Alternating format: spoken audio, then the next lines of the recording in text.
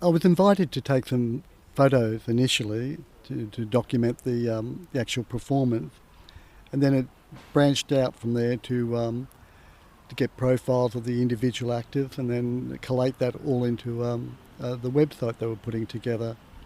And I really enjoyed that process, and I especially like doing the behind the scenes sort of work of actually documenting people getting their costumes together or getting their learning their lines, and just the whole dynamic of the interactivity of the actors with the producers, with the photographers, with all the people actually putting this together.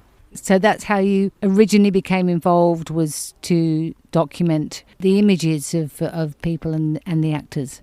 Yes, well, I enjoy being on that side of the camera, by the way. Yeah, and it's also a challenge too. I enjoy the aesthetic of it. I try to get the something that brings out not only just like a record, but also just something that looks aesthetically very pleasing and lends itself to a layout or in terms of a website or a editorial.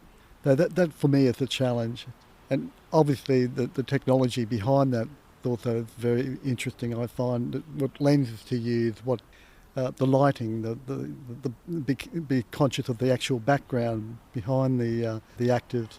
I can imagine you gather quite a variety of photographs from the start to the finish. Yes, there is there's quite a lot of collating to do after I finish taking the photograph. Obviously I throw away all the blurry ones, all the ones that are out of focus, and all the ones where I make mistakes. So it's a lot of editing down, and after that edit I hope I enjoy the process of actually putting that together in quite a presentable documentation. How long have you been doing this for tropical art? Well, I understand about 10 years, so it doesn't feel like that. Oh, goodness, it shows how old I am now.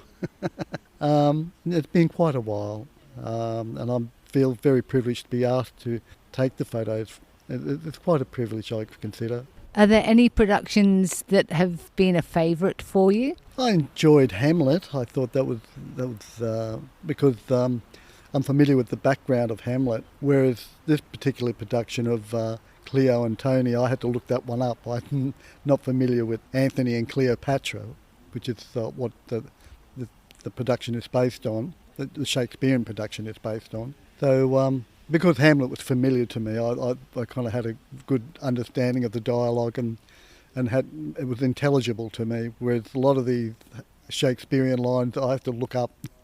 They go over my head.